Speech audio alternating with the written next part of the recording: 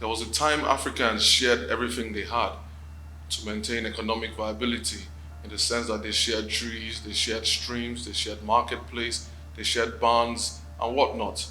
By doing this, they were able to maintain peace, harmony, understanding, and above all, implement their native intelligence. I have a personal problem with where Africa is today and how Africa is being perceived, in the sense that I just don't blame it from one side, I blame it from both sides. I blame the Africans of today and the world at large. The African, like any other person, is a human being with emotions and, basic human needs. And because the African man is perceived to be strong and huge and, physical, doesn't mean that they don't have emotional needs as well, or mental needs. Sheikh Mohammed, the ruler of Dubai, in his book My Vision, he said that in as much as you want to embrace change, never forget your originality. And I think for we as African, that strongly applies to us, in the sense that a lot of us have abandoned our communal way of living, where every person is his brother's keeper. A community or a village raises a child, not a single person or a single nuclear family. And see how we can, create a kind of hybrid system where we can merge both our communal living with the colonial system, and create something that is modified and tailor fit for us in such a time as this. I believe that this will go a long way in addressing our challenges as a people. Because to be honest with you, we can go ahead and copy everything from the West, from democracy to everything else. But until we are able to modify it to suit our current reality, we might not get it right. The African man has needs. The African woman has needs. They need love, they need care like every other human being in the world.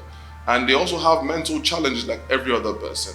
So we should not just take advantage of the physicalities of an African and overlook it and just assume that they'll be fine.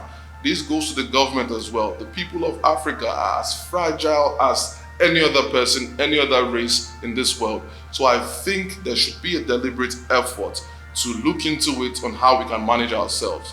Because if you look at the communal system that we practiced earlier, it was one that took care of everybody. No isolation. Everyone was a community. I think as a government, as a leadership, if we start to look at it from that angle, it will reduce a lot of problems we're having, from corruption to poverty to starvation and unemployment and whatnot. In fact, let me even furnish you with more details of the communal system. In communal Africa, no one really had a job. What they had age grades where everyone helped each other. If you wanted to build a house, every member of your age grade would come together and build your house. If you're going through your harvest in the farm, everyone will help you, and they share whatever they harvest. And that was how they were able to maintain plenty, maintain understanding, maintain harmony in the traditional African setup. I mean, in as much as we can say that it is, outdated or archaic, but it can always be modified to suit present times and present needs and present reality. My name is Powell Hart from www.mrhart, and I'm here to bring meaning and purpose to your life.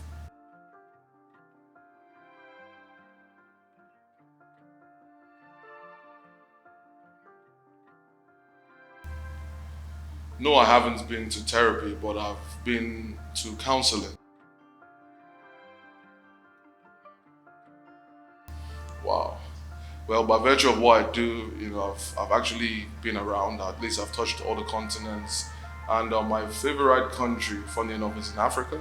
And I think is Rwanda, Kigali. So what helps me get started in my day? It could be anything, but usually it's a good rhythm. A good rhythm goes a long way, and I feel boom inside, when I hear a good sound, and it ignites something in me and propels me, and I just want to eat the day up.